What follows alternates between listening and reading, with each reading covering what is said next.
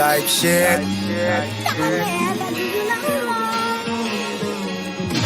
Stop playing with me, Dre. DJ K. Come on, I'm doing shit. Fuck all that young shit. I'm cool with shit. Type shit. Activities. I'm doing shit. Fuck all that young shit. I'm cool with shit. Type shit. Activities. Posted up on the island with a bitch. They call me cause I ain't on that dumb shit. Yeah, I'm rich, but act broke with a bitch. Duval day, I really do it for the kids. Getting checks, never gotta work a job. No Viagra, dick still get hard. I can make your auntie swipe a credit card. OG in the game, realest that you ever. Aunties get down on the floor. Show these poor ass hoes how it go. Back it up like Freak Week 94. Is she under 24? It's a no. Come on, I'm doing shit. Fuck all that young shit. I'm cool with shit. Type shit. Activities. I'm doing shit. Fuck all that young shit. I'm cool with shit. Type shit. What's good, nieces and nephews? Welcome back to Unk B Streaming, your favorite Unk that ain't no punk. Detective Unk is in the house today. We are going to be getting our mystery bag on. We're going to get into that mystery bag, you know what I'm saying? Because it's always a good time.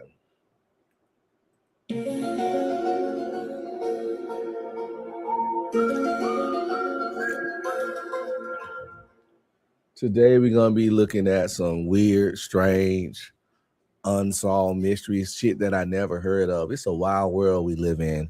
You know, I like to tell people all the time, when you live in a metropolitan area like Dallas, Atlanta, and other big cities, I like to tell people, like, I'm 100% positive at some point in my travels in Dallas, I've walked past, sat in a theater with, been in a grocery store with,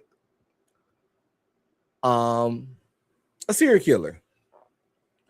I think this city's too big, too many people coming and going, too many people here for me to not have a shared space with a fucking serial killer.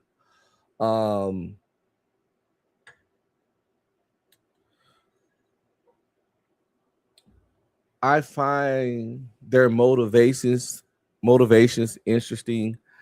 I find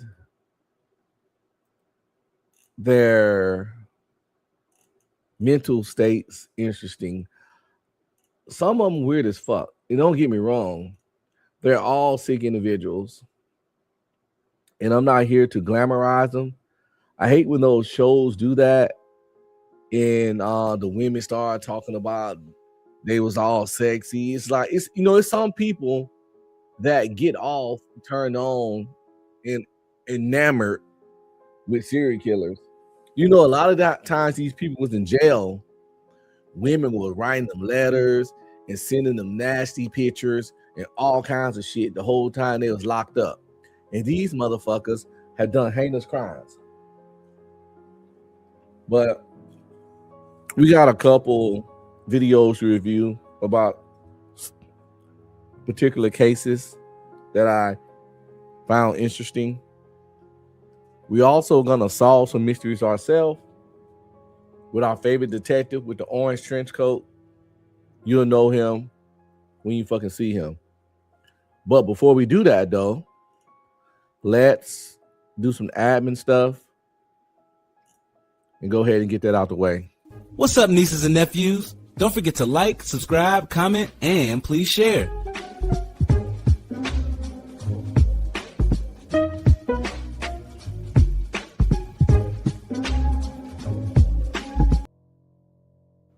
Shout out to all my people checking me out on Rumble. Don't forget to like, subscribe, comment, and please share. Show some love, y'all. please hit my Cash App at UncB Streaming or the Ko-fi link pinned to the top of the chat. Give a nigga a break. Give a nigga a break. How much more can I take? Give a nigga a break. Give a nigga a break. But yeah, so let's get to it, man. I remember last time I did one of these, I'm not gonna lie, the police did shitty work.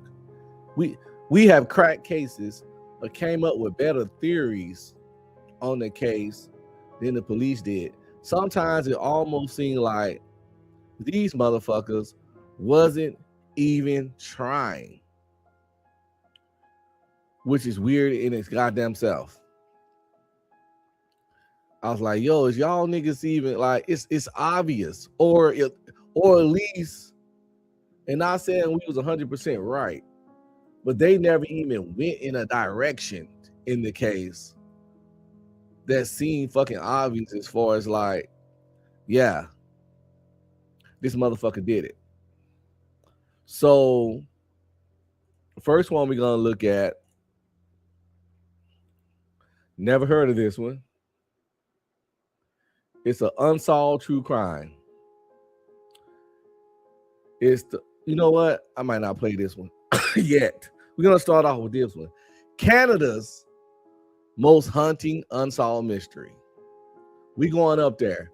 We going up north with the Canucks in Canada and see how they do it up there. They say it's the most haunting. You know, with these YouTube titles, you kind of gotta exaggerate, but maybe it is. We're gonna find out real quick. Check it out.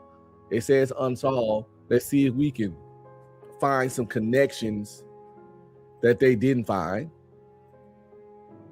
And let's see what's going on out here in these murderous streets, per se.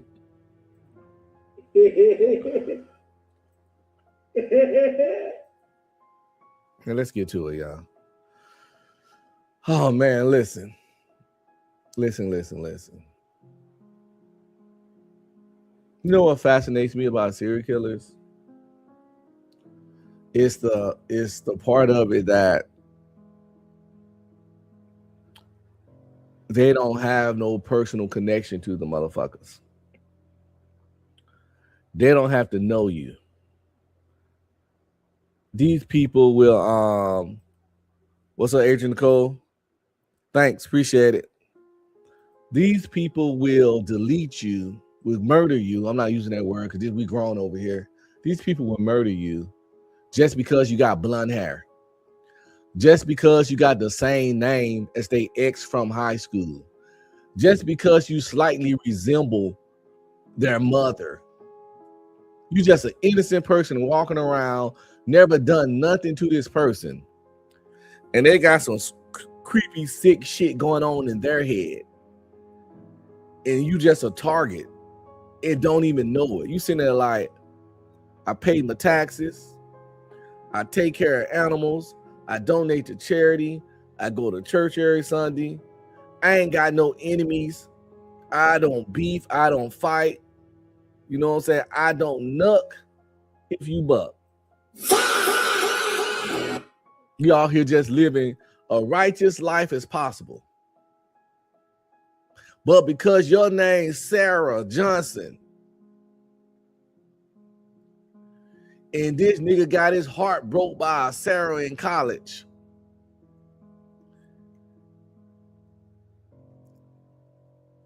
he following you around the city looking for the opportunity to slice and dice your ass. Oh my God. That's the crazy shit about Siri. It's like the DC sniper guy. Remember him? He's sniping people, shooting people out the trunk of his car. People pumping gas. He just popping caps in them.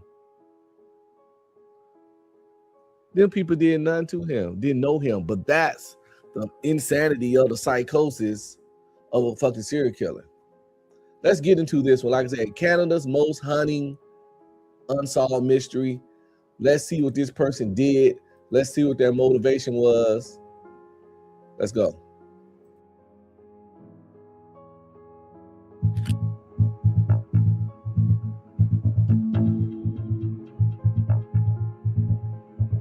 Every town has a dark side. Every once in a while, you come across one of those cases that just stands out among the rest. It's hard to put your finger on why that is exactly, but it's a definite feeling. Something in your gut telling you the case just doesn't add up. But despite there being all sorts of information and a thorough investigation having been done, you still don't feel like you have all the facts, and that somebody, or maybe many people, are hiding the truth. And that feeling is exactly what you're going to find in the case of Lindsay Buziak, a young real estate agent who had everything going for her, and then was murdered in broad daylight in a way that is unlike most crimes you'll ever come across. Hey guys, it's Andrew. Thanks for tuning in to this week's episode of Everytown, where today we're headed up north to Canada to dig into all the details of a case that has a whole lot of theories as to what really went down, but no definitive answers. And after you learn... So far we know this shit was unsolved. Based off the title. So far we know this shit happened in broad daylight. It happened in broad daylight, yet it's unsolved. I'm curious to see how the fuck that even makes sense. What the hell?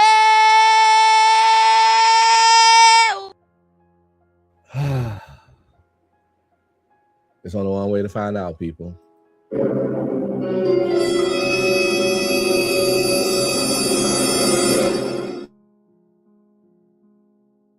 all the facts. You wonder how that can possibly be. So let's head on over to Victoria and check out Canada's most haunting unsolved murder.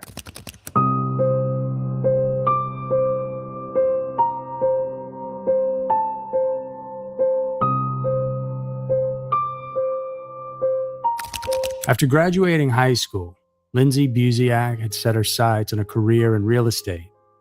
She had clarity and knew exactly what she wanted to do with her life, which is rare for many people that age. She enrolled at the University of British Columbia Sauder School of Business, where she got into their real estate trading services program. And during her studies, she received mentorship from a real estate tutor named Helen Jones, who ran workshops for aspiring agents, a place to do some meeting and greeting with other young people in the field, as a way to get your foot in the door and make connections. And it was at one of these in 2005 that Lindsay made a great one. It was with Jason Zylo, a young man from a family that was already deeply involved in the real estate business. The two hit it off right away, forming a connection that would later evolve into a relationship. She was with Jason at the time, and I knew that she was extremely happy. I absolutely adored him. Lindsay and Jason had probably been dating for a little less than a year, or around a year, somewhat in that period. In June of 2006, Lindsay achieved a major milestone, passing her real estate exam and becoming one of just 20 agents under the age. What I've noticed that she's always smiling. She looks like a very happy and pleasant person. Not saying that she couldn't be a bitch or wasn't a bitch sometimes or whatever. Man, we all be on some fuck shit sometimes. But I like people who smile. She seemed to be smiling like a big smile in the vast majority of her photos. And which makes me think that she might, be a good spirited person. Who knows? But for some of y'all out there that walk around frown all day, try to smile a little more. You'll be surprised what a smile will do for you and what doors a smile will open for you. Or just exudes positive energy, and it can make the difference in the kind of day you have and how people deal and interact with you. I was in Houston the other weekend, and I was talking to a lady, and we was talking, and somebody said something funny, and I smiled. This lady's like, yes, she started blushing, older lady. She's like, your smile just made me smile. And I was like, I don't remember what I said, but the point is that my smile made her smile, and I felt good about it because I put a smile on somebody's face, and that usually makes them feel better. And if you can bring just the smallest amount of joy to somebody's life by just your smile, you did a wonderful thing for that day. Straight up. But let's get back to it. Of 25 in the greater Victoria area.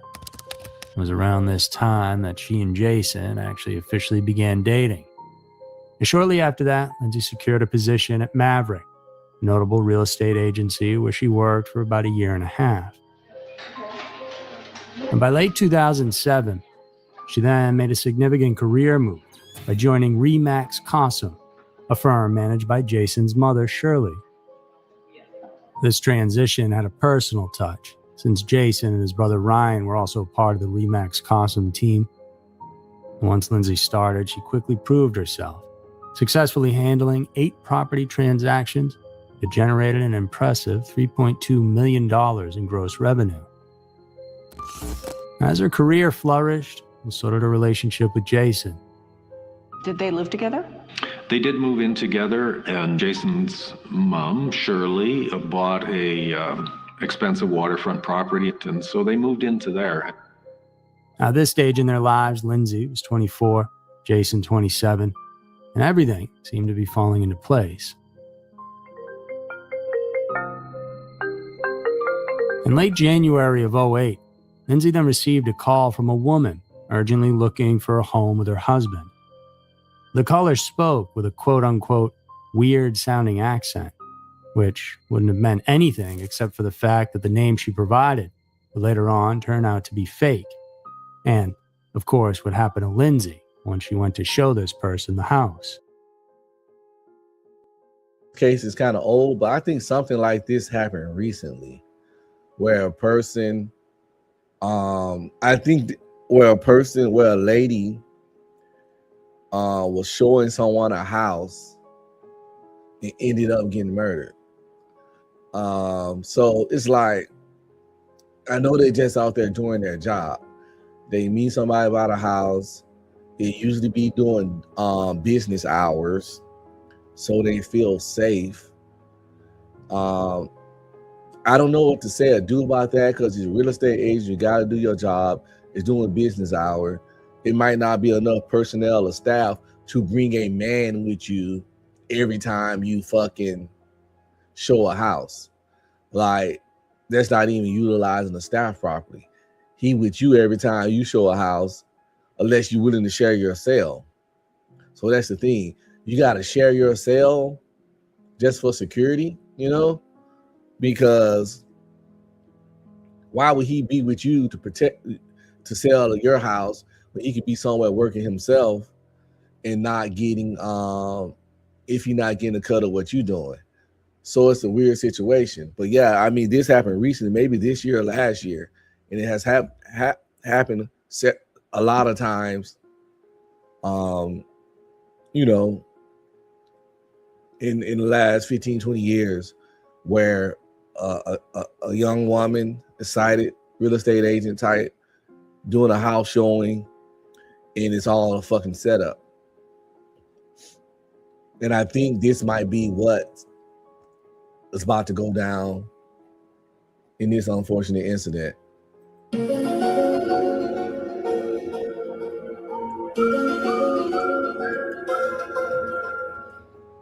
By the way, I'm doing an interrupting and gap for the non-content creators out there, for transformative reasons and not getting the video snatched down. I got to add to the video. I got to do commentary and things of that nature. It is what it is. I'll try to minimize it as much as possible, but I cannot just let the video play. But when I do say something, I'll at least try to make it connected to the video or interesting in some kind of way. And that's my promise to you all. But the caller had a budget of $1 million, and any good agent knows every lead has to be taken seriously. Lindsay thought it was a bit strange that the caller reached out to her on her cell phone. This was 2008, so people didn't give out their numbers to just anybody. On top of that, she was just a junior agent, so why call her? Well, the woman claimed that a former client had referred her, but still something didn't sit right, so she asked Jason and his father what they thought about the whole thing. She said, "Daddy, there's something weird I'm sensing about this." And I said, "Well, what's going on, Eddie?" And she said, "Well, the women sounded weird." Her business-minded boyfriend encouraged her to proceed with the showing, since the commission she would earn was pretty high. On $1 million property. In situations like this, I had to train myself. I had to learn to trust my gut. I think our gut, that intuition, that little feeling we have, that is our sixth sense. We've lost it in the world as things got more safe. But I think, oh, you know what? Fuck it. We gonna go there. Fuck it. Why not? It's not gonna take long. Tactical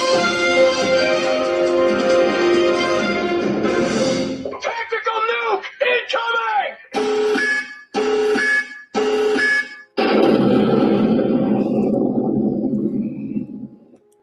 I'm finna hit y'all with a little quick Unc theory, yo. This is just one of my weird French theories. You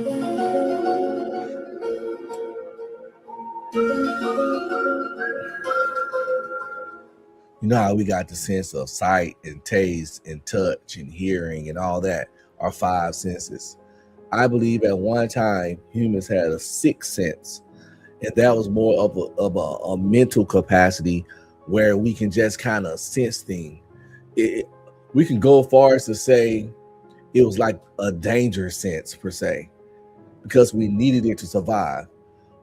Back in the day, when the people, the caveman and all that kind of stuff was it was the tall grass out there, and it was just something hiding in the tall grass, and it was dark and there's barely any light. We had that sense of danger. Something didn't feel right.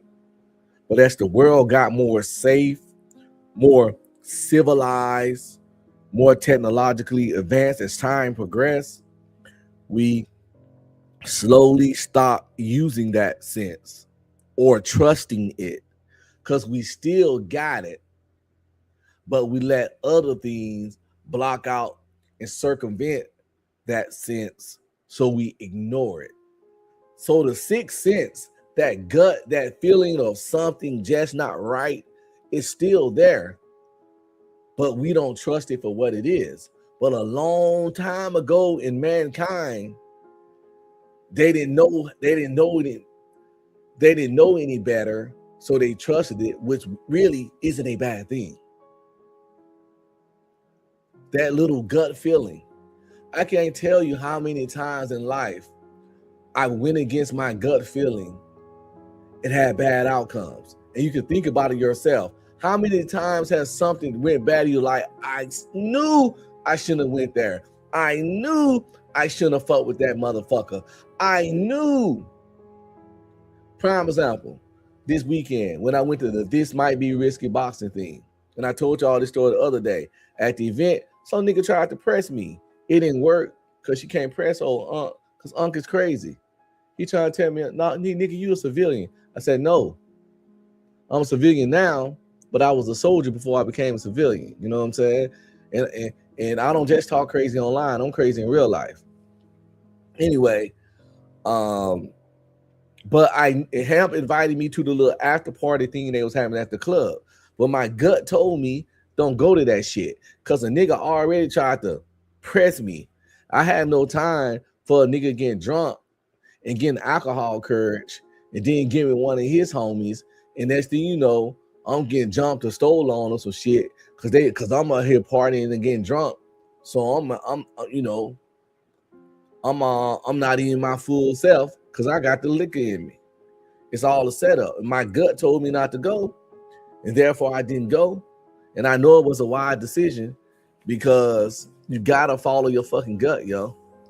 And I said all that to say, that came up because I think a lot of people can avoid a lot of situations that'll get them in trouble or in personal harm if they start back trusting that sixth sense, that gut feeling, that feeling that something ain't right, this ain't right, this situation not for me, I shouldn't be there. They should do that with jobs, with relationships, with just general being out and about in the world. Stop ignoring the sixth sense. It is real. It was given to us for survival reasons.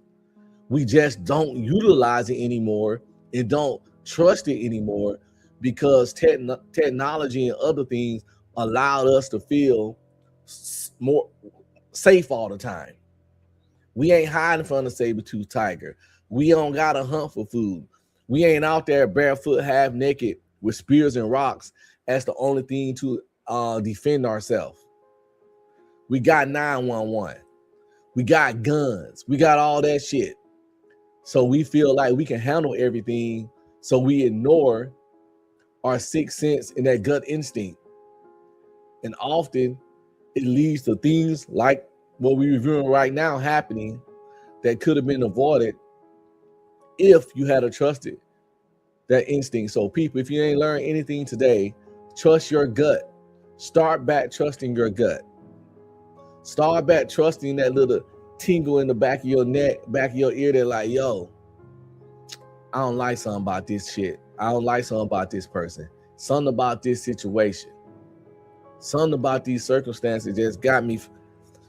Trust that shit, yo. Straight up. It might save your life, might help you keep your freedom. Who fucking knows? Trust yourself, people. You feel that feeling for a reason. Well, what's going on, Eddie? And she said, well, the women sounded weird. Her business-minded boyfriend encouraged her to proceed with the showing, since the commission she would earn was pretty high.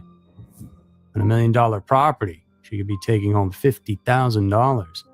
Pretty good chunk of change for any 24-year-old. He explained to her that he'd go along with her while she showed the property just to make sure she felt safe.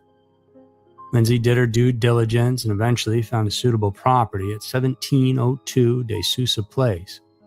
Then she scheduled a property check with the client for 5:30 p.m. on Saturday, February 2nd, 2008.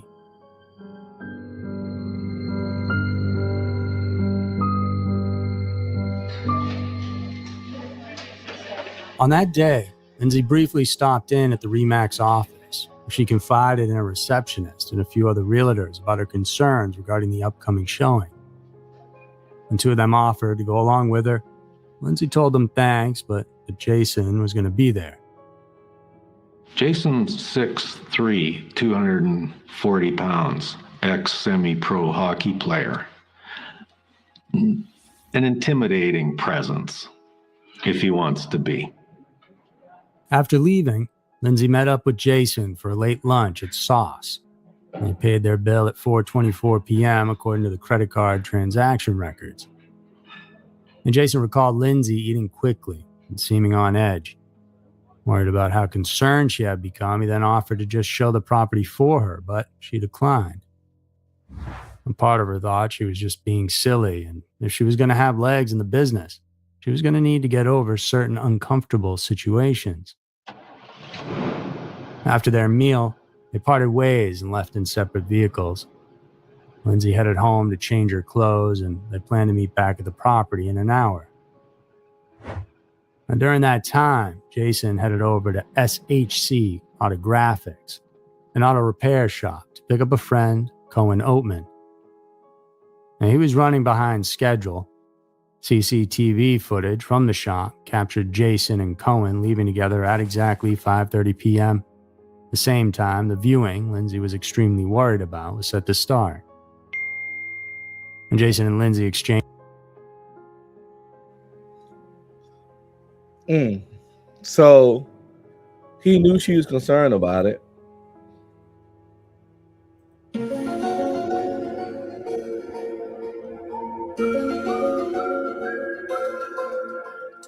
He knew she was concerned about it. was supposed to meet her there at 5:30. And he just leaving where he at 5:30. But I think they finna text communicate. Maybe he gonna tell her just wait till I get there. It sucks that he wasn't on time, but maybe he gonna tell her just wait till I get there. Let's see what happens. Exchanged several text messages around this time where he apologized that he was going to be late, but at least she knew where he was and that he was headed right over there.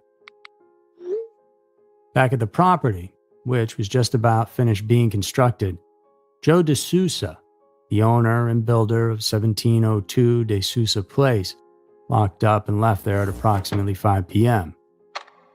All the workers had already left earlier, at around 4:30. At 5:29 p.m., Lindsay accessed the real estate lockbox, which indicated her arrival there.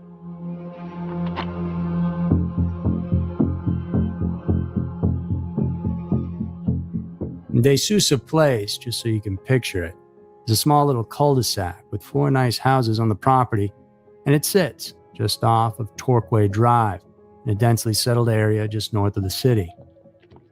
And 2 independent witnesses passing by later reported seeing a couple walking into the cul-de-sac at approximately 5:30 p.m. And one witness described the male suspect as the man in the long coat, while both witnesses stated that they saw Lindsay greeting the couple in the driveway. As Jason was leaving SHC, Lindsay called him, and according to him, he told her that he'd be there in 10 to 15 minutes. To which she replied, "Okay, I'll see you in a bit. I have to go, the Mexicans are here." And the Mexicans is the name Lindsay had used for this particular client based on the accent. So at approximately 5:45 p.m. That's kind of almost racist. A person got an accent. She couldn't identify the accent. So she just gonna call them the Mexicans. Damn. But oh, the Mexicans.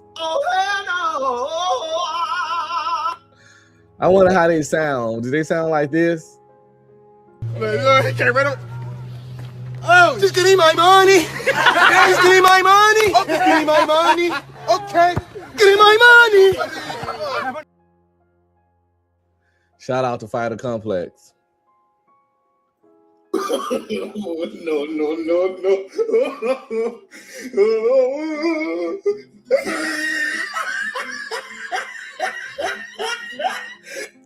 I bet Fighter in real life, man. He's real chill.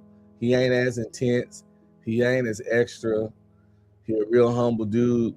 You know what I'm saying? He know his boxing stuff. Yeah, he's real cool, man. I would have kicked it with him, but he said he was going to New Orleans right after the fight and shit. You know what I'm saying? Jason pulled up to the DeSouza cul-de-sac and parked on the street.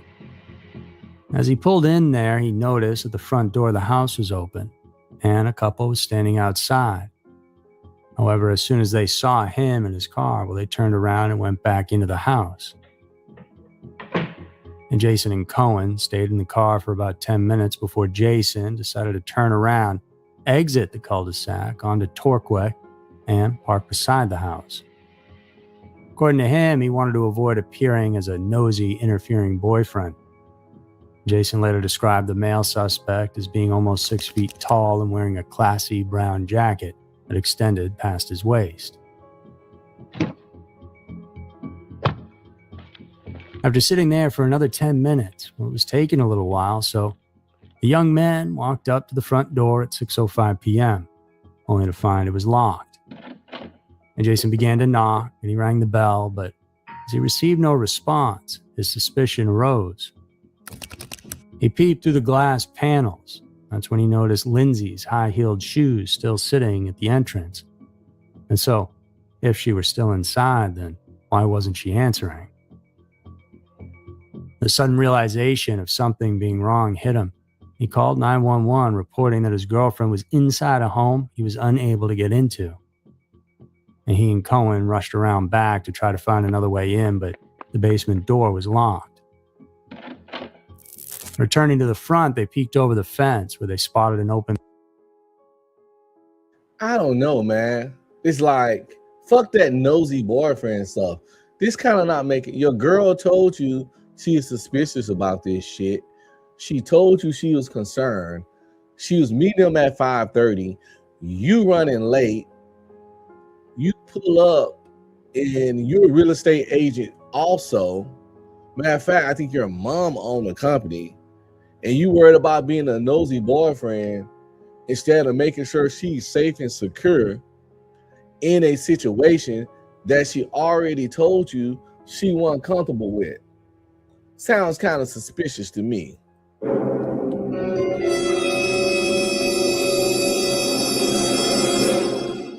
I'm just saying.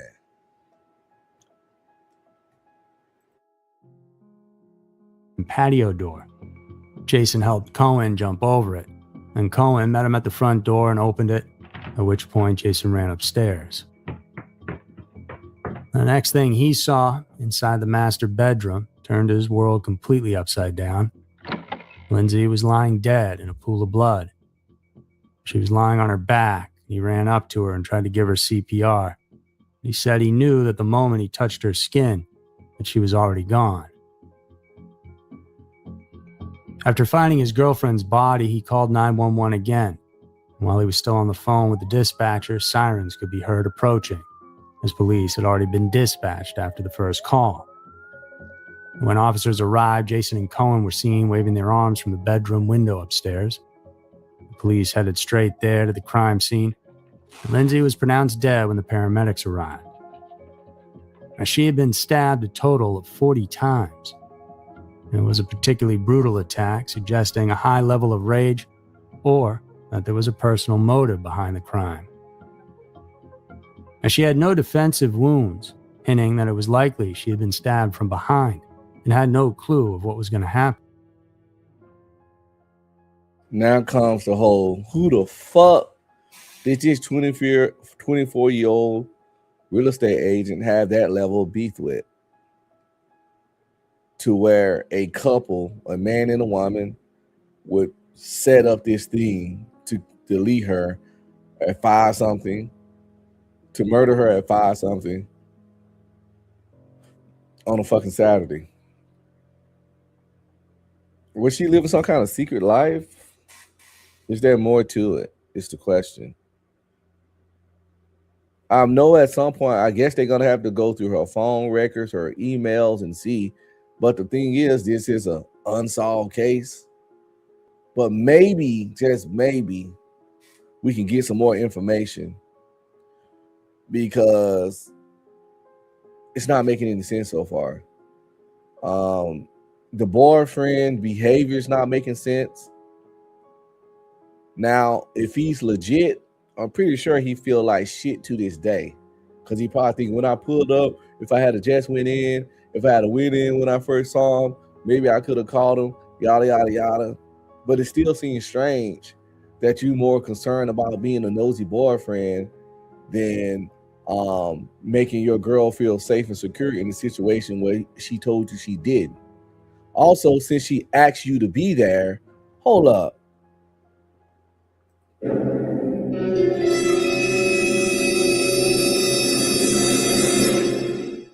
She asked him to be there.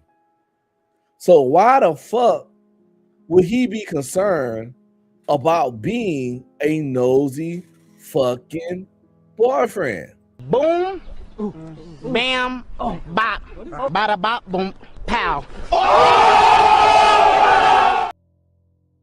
Come on now, dog. Come on, man. I ain't saying the boyfriend had something to do with this.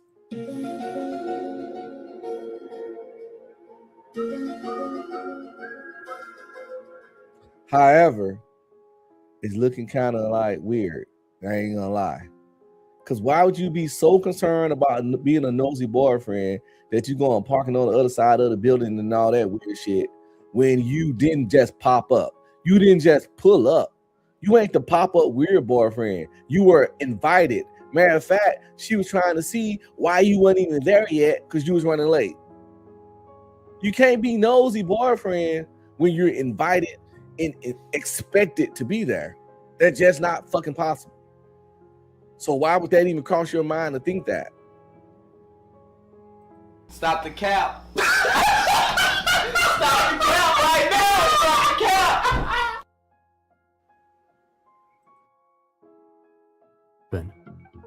And also, none of Lindsay's things had been stolen, nor had she been assaulted.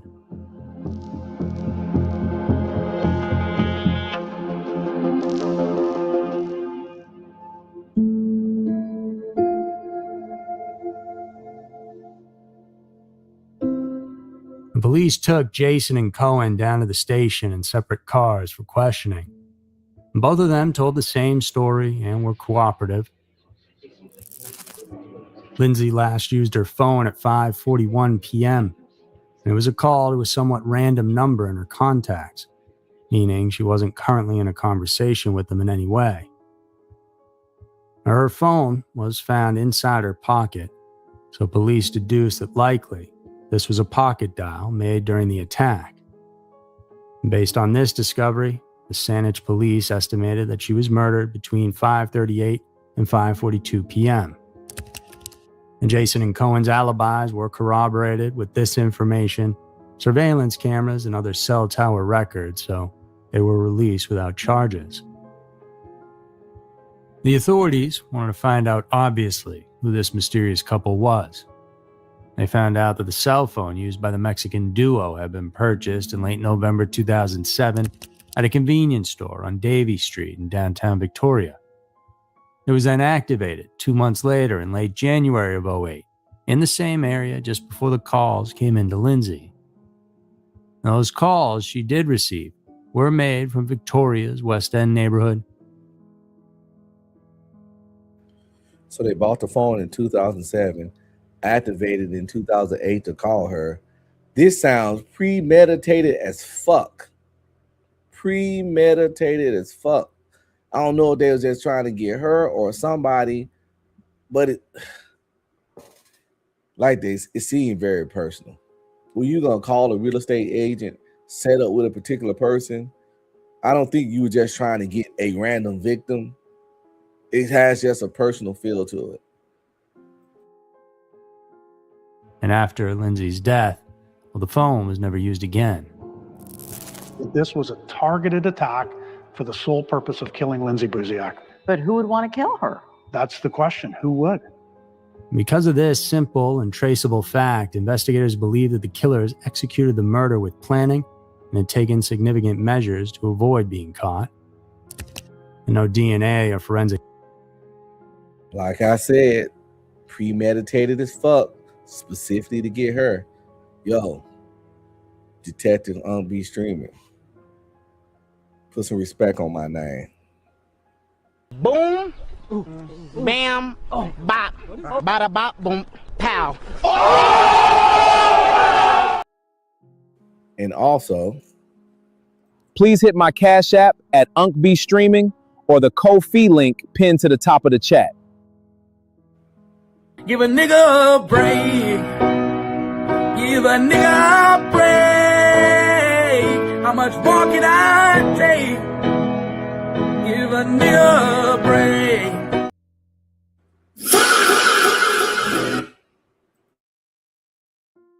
Evidence was ever found at the crime scene. The Saanich Police Department worked on the theory that killers were hired with instructions to carry out the murder in a way that showed deep personal anger towards Lindsay. The consensus among the experts was that somebody close to Lindsay planned the murder and hired the killers to carry it out. But now comes the question, well, who would do this to a 24-year-old real estate agent? I know who did it. I know who did it. I know who got the motive, and I know who got the money. It was old boy mom.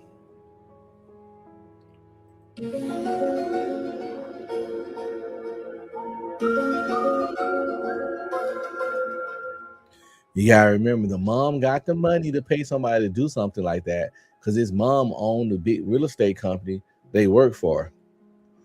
Her son was a little bit older. He done met this little cutesy 24-year-old young chick and got her a job at the company. And the protective mother see her as a harlot, just trying to get in on the family money and into the family business. And, you know, sometimes a lot of moms get weird and overprotective for their son, almost like, you know, they in a relationship themselves with their damn son. You know, and it gets weird. Not saying they want to screw him, but it's just this weird kind of keep these bitches away from my boy stuff. So she has the means and the motive per se, and can afford to hire and set up that kind of situation. Because remember, some questions was at the beginning. Why would they specifically call her? How did they get her number? And she was only a junior agent. To answer that question, why would they specifically call her? Because the moms told them to. How did they get her number?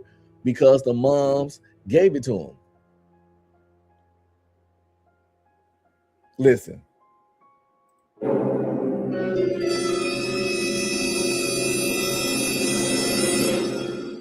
Fuck around and find out. Who had never been involved in any sort of criminal activity whatsoever. Well, many people suspected Jason himself was involved, as it was discovered that Lindsay had been considering ending things with him right before she was killed. Now, her father said that she told him a few weeks back that being in a relationship with Jason was a mistake. This was why police questioned Jason for hours, and 3 investigators who had no link to the case were also brought in to serve as a panel. All of them concluded that whoever killed Lindsay worked in real estate to some degree. This whole thing was planned from the jump in a way that couldn't be traced, following the steps that they knew a real estate agent would take when showing a house.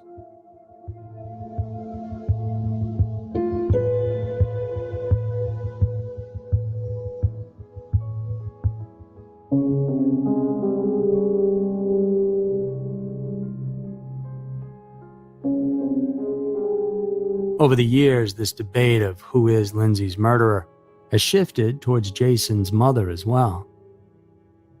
And there was... I swear, this is my first time watching this. I'm watching this live with you all for the first time. It's just that Detective Unc is the real motherfucking deal.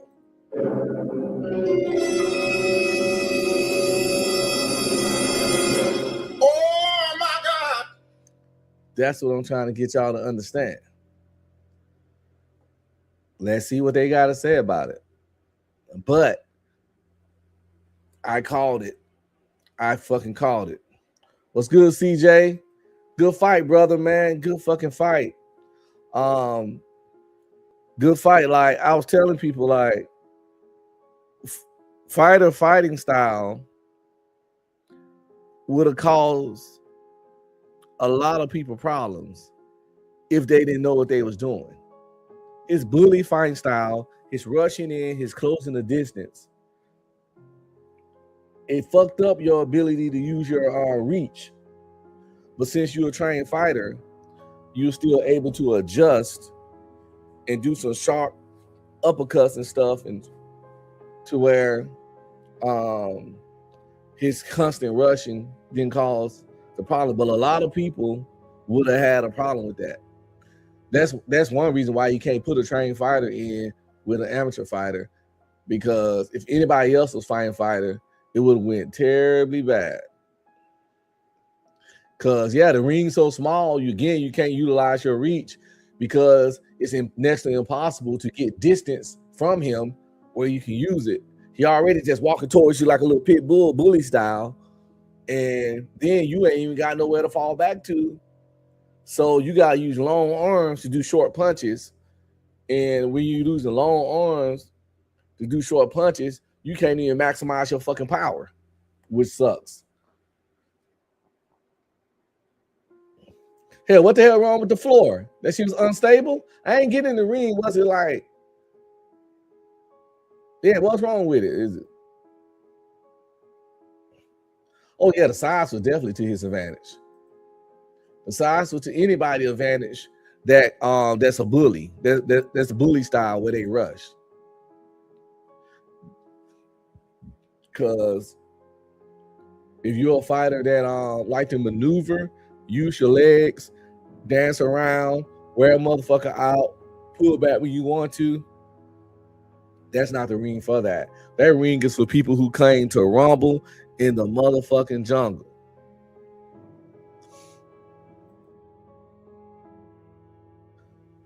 But let's get back to this mom, because like I said, I think she did. I suggested that she had something to do with it. It just, I came to the conclusion. It seems like they came to the conclusion. Let's see.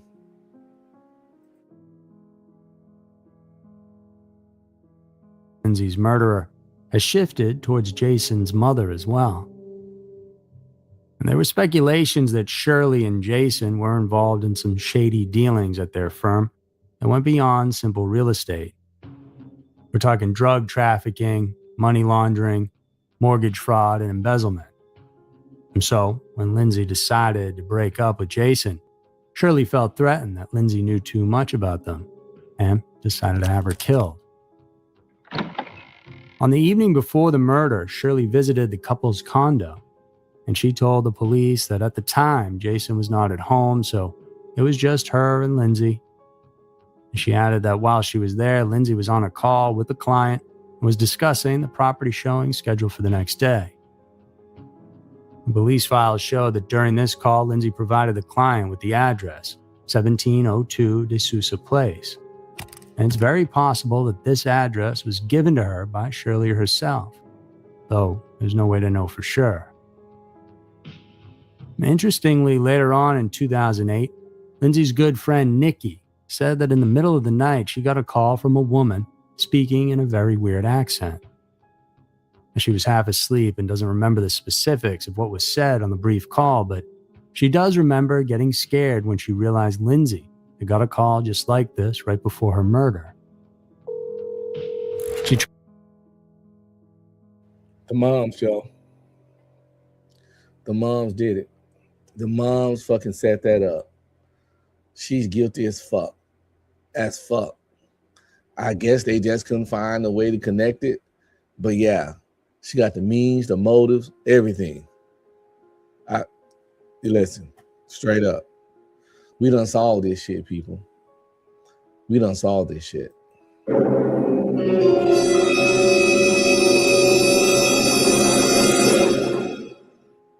How this murder is unsolved, I don't fucking know. The police in Canada fucking suck. Tried calling that number back 20 to 30 times over the next couple of days until finally somebody picked up. And guess who it was? Shirley. And Nikki asked why she had called her, to which she explained that she was calling her secretary Nikki and accidentally dialed her. And she had no idea why Nikki's phone number was in her phone in the first place and assumed Jason must have put it there at some point. So, strange if this is true, but Shirley herself denies that this incident ever even happened, and no officials that we know of ever even looked into it. The Zylo family was investigated simply due to their connections to the cul-de-sac where the crime occurred. At that time, as mentioned, the cul-de-sac was still under construction, and Joe De Sousa, who was Shirley's good friend and the builder, was there in the vicinity at the time the crime took place. However, authorities have made it clear that no member of the Zylo family is considered a suspect. And furthermore, over the past several years, police have called Jason in for questioning several times. According to them, he's always cooperated. Based on forensic evidence, timeline of communications, witness testimony, video surveillance, we know he's not the killer. And was he perhaps somehow involved in the planning? Well, he successfully passed a polygraph and he successfully took part in all these interviews with us. So at this point in time, he's not considered a suspect. Another theory was that Lindsay, even though she wasn't directly involved with drug trafficking or other crimes, actually knew people who were. In December of 2007, she visited Calgary for 4 days to see her father as well as a few old friends. During this trip, she met up with a man named Erickson de la Cazar. On January 22nd of 2008, authorities apprehended her. Now they trying to sell girls in the dope game.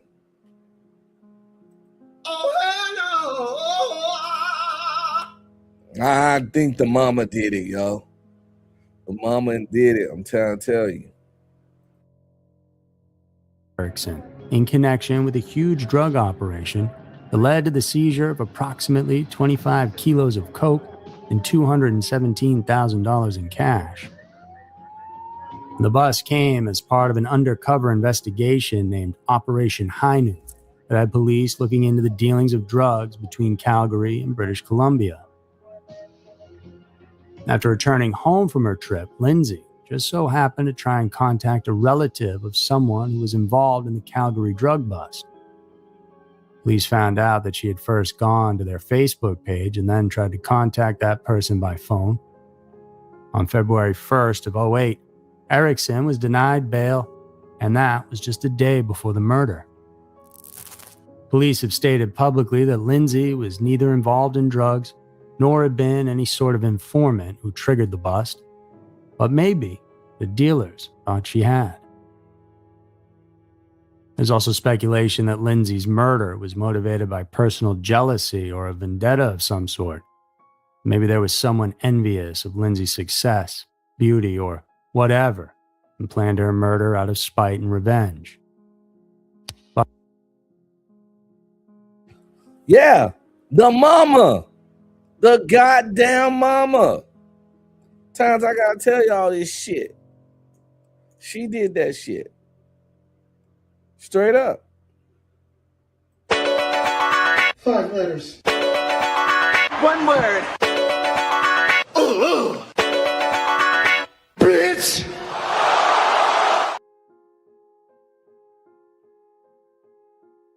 We know who did that shit.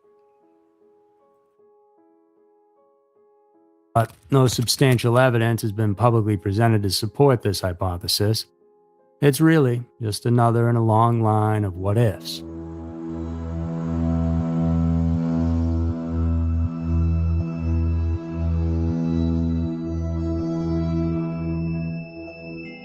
Which brings us to where we are today. And close to 20 years later, in this weird scenario that doesn't fit the mold of any other crime sits unresolved. As to who killed Lindsay and how they got away with it in broad daylight still remains unsolved. That's a tragedy in and of itself. This girl's death shook her family to the core. Her father, Jeff, has stated that he will never quit or sit down until he finds out who killed her. That's my duty as a father. Do you know, Anna, that 100% of the parents I ask, male or female, the direct question, what would you do if somebody killed one of your children? Hannah, I get 2 answers, 100% from those people. They either say one of 2 things, and excuse my language. I'd kill them, or I'd kill them. I'm capable of that, Anna. All humans are. But I believe the people who made the decision to kill her are cowards. Cowards need to be caught. Each year, he organizes her annual walk that takes place every February. A small group of people gather behind Saanich City Hall to demand justice, to remind people of the case and keep it at the forefront. But it does seem to have fallen to the wayside a bit. Is there corruption involved? I mean, who knows? You need some outside agency to come in and investigate that. The Saanich Police Department themselves say that the case remains open and active, in this very moment, with detectives working full-time to solve it. However, the last thing they ever gave the public in terms of new info was back in 2021, when they announced that advancements in DNA technology had opened some new leads. Leads which 4 years later have led to nothing concrete as far as we can tell. Because of this, Lindsay's story is most definitely one of Canada's most haunting unsolved mysteries. And since no one seems to have the answer, I'm curious what you think. Was this a carefully planned hit orchestrated by someone she knew? And could it have been a professional killing made to look personal? Or was Lindsay simply in the wrong place at the wrong time, lured into a trap by strangers with evil intentions?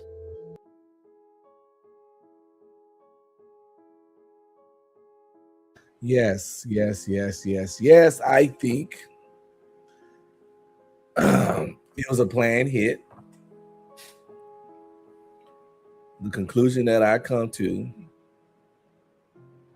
is that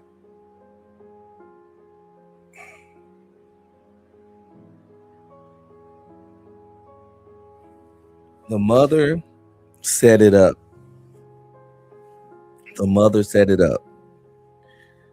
It's a chance that the son was in on it because his statements and behaviors involving the situation was suspicious in itself. So, like I said, why would he want? I mean, look at the timeline. She's meeting these people. She was uncomfortable with it. She was suspicious about the situation. She's worried and concerned. She asked her boyfriend to come up there with her. He's going to meet her there at 5:30. That's an important thing. Your woman is going to fucking show up some people at her house.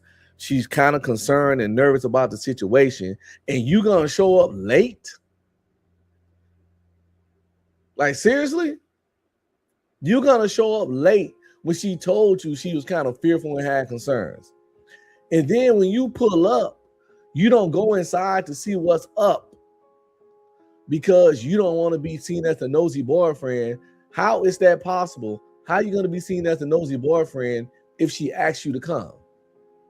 None of that shit makes sense. That nigga did. Listen, him and the mom, yo. Set that shit up. Set that shit up, yo.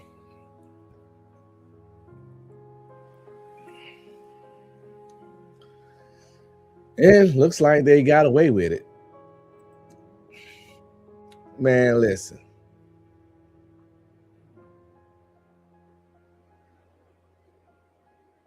I don't know what I'd do in this kind of situation. My empathy and my sympathy goes out to the father who lost his daughter at the young age of 24 and no justice was given. I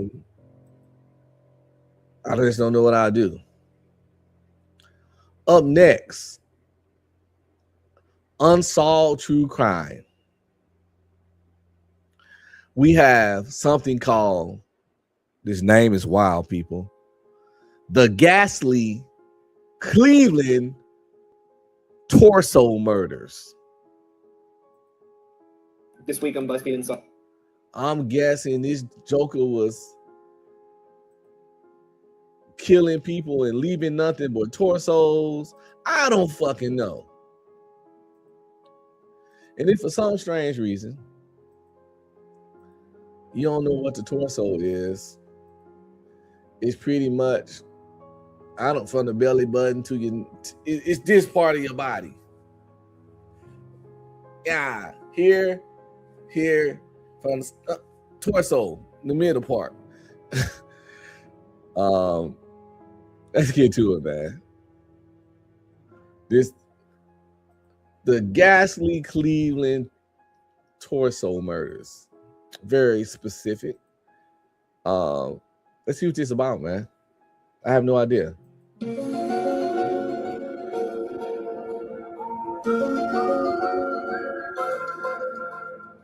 But maybe, just like in the last case, we can come to some kind of conclusion, understanding of what really went down in this so-called unsolved mystery.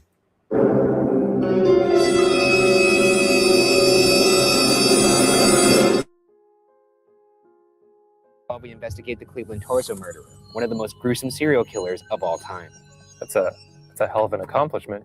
He's not the most definitively, but I will say he's one of the most. He's in the upper echelon for sure. It's not a shiny badge of honor on his You resume. sound like you're impressed. I'm not impressed. The things he did were pretty, for lack of a better term, gross. Wonderful? Gross. Okay, whatever you say. Between 1934 and 1938 in Cleveland, Ohio, near Kingsbury Run, 13 people comprised of 6 women and 7 men were killed by a serial killer.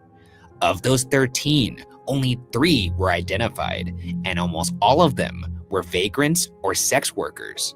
All of the victims were decapitated, and in some cases, the head was never found. He just killed anybody. You also will see he killed all ages as well. Like, this guy just didn't give a shit. He's just death. The killer often dismembered the body through the torso, and in no instance was a body found fully intact. These gruesome tendencies would earn the killer the name, the Cleveland Torso Killer. You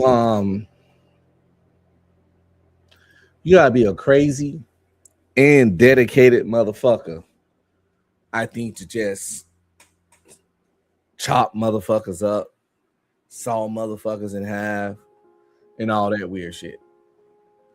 It takes a level of commitment that by far astounds me. You know what? This was a long time ago, but we all know these kind of people are still amongst us.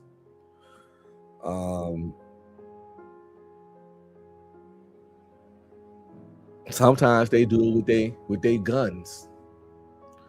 When we think of serial killers, we always think of, you know, the crazy wild cases where people chopping people up and bury them in their house, or carving up the bodies, or doing strange things like eating motherfuckers.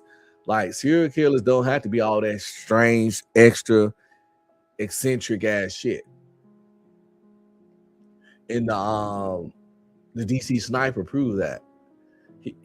It was a weird case. He was crazy, but he was just shooting people. He wasn't doing some kind of extra old designer style special shit with the body. I'm a torso killer, blah, blah, blah.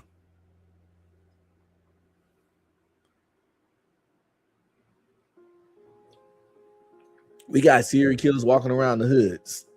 Somebody out there who got 3 to 5 bodies on them for stupid ass reasons, if any reasons at all. Let's see if we can find the official definition of serial killer. It has changed over the years, just like mass shooter has changed. So as I play this video, I'm gonna see if I can find the definition of a serial killer, so we can see if some of these new cats these days actually are just that, or are they just killers, you know? Or the Mad Butcher of Kingsbury Run. Here's a little background on Kingsbury Run. In the 1930s, Cleveland's Kingsbury Run was a bleak, dangerous place where many poor lived in terrible conditions, sometimes called a, quote, hobo jungle, end quote. Just east of Kingsbury Run was a... Yo, I ain't never heard that term. Hobo jungle. Oh, hell no.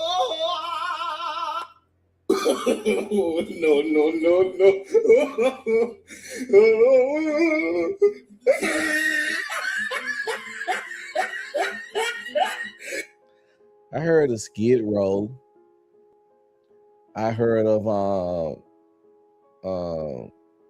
tent city, because they be all under the bridge living in tents. I just never heard Hobo Jungle. What the hell? I heard of a concrete jungle, the projects or whatever.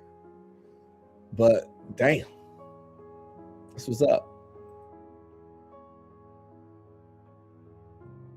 Sketchy area called the Roaring Third, known for its bars, gambling dens, and brothels. I'm into that. I like that place. The Roaring Third? Yeah. Is that a place you would frequent back in the day? I'd be there. You'd be dead. It's got... He'd see you, he'd see those long limbs, and he'd say, oh man, I got some big ornaments to make here. Bars, gambling dens, and brothels. Yeah. Now, currently, nowadays, I've said this before, but we have a lot of entertainment at our disposal. I've got YouTube, I've got my PlayStation, and pretty much that's it. But back then, not a lot to amuse yourself with. So I would for sure, every night of the week, be down at a bar, a gambling den, or a brothel. So this is part of the recurring theme that you've had throughout the show, where if there weren't modern devices, I'd be a monster. An insane psychopath. Yes. With the stage set, let's jump into the timeline of the killings. On September 5th, 1934, the first victim, an unidentified woman in her 30s, was found on the shores of Lake Erie. All that was found was part of her torso, thighs, and other body parts, but no head. Her skin was leathery and red from a chemical preservative. On September 23rd, 1935, the second victim, a 28-year-old man named Edward Andrassi, was found near Kingsbury Run at the base of Jackass Hill. That's actually what that's named. I know that was going to elicit some kind of giggle. Sucks. Oh, this nigga, this boy, Jack the Ripper, level crazy.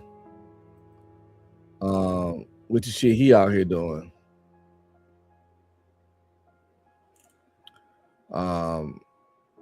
Fuck. All that dismembering shit.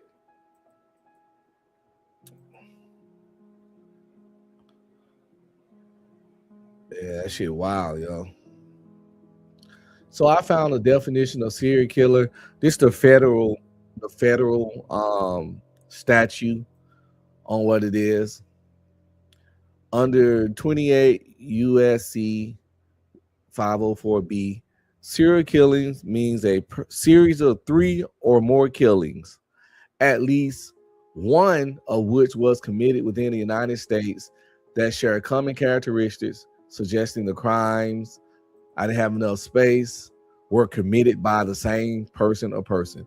So 3 or more killings, this is just for the federal, 3 or more killings where it suggested that the crimes were committed by the same person or persons.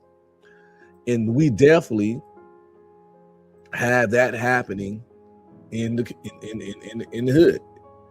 You know, you got cats out there that has definitely killed 3 or more. Like the coming, based on the definition, it has been said that King Von was technically, for all intents and purposes, a serial killer.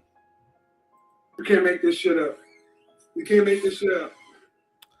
I'm just saying.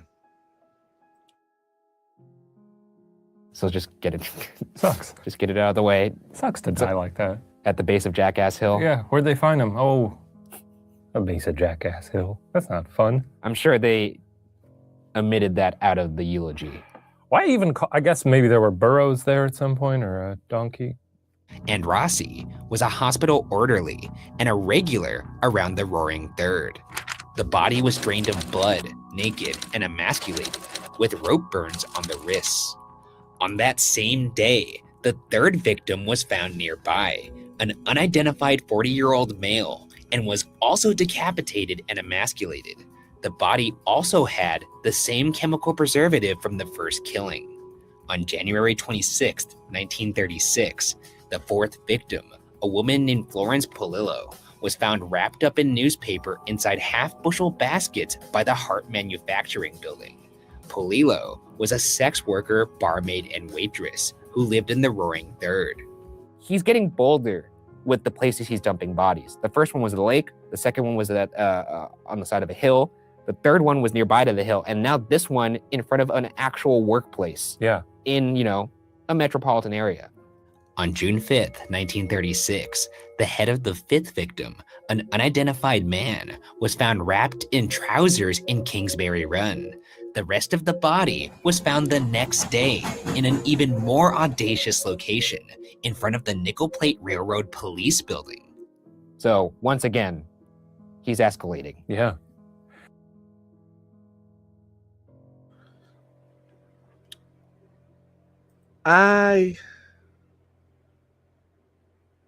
I'm gonna say it. I don't like how these guys do videos. I don't like their style. I found the other channel to be a little more interesting. And so we're gonna go back over there. Plus, honestly, I don't want to watch nothing from 1938. I prefer it to be a little more current and relatable. But before we get to that, we're gonna see if we can do a thing. You know what I'm saying? Just a little. I don't have long for this show. I gotta take my mom something. She been calling me all morning. I woke up to like 6 missed calls. So I really kind of damn near need to end the show. Matter of fact, I think we covered something. We did our talk.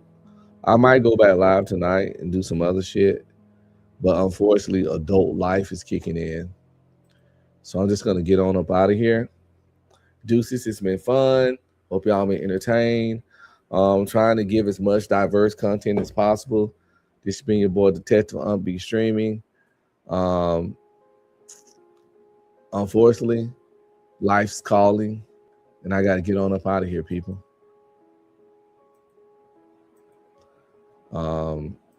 If I can, shit. There we go. Type shit.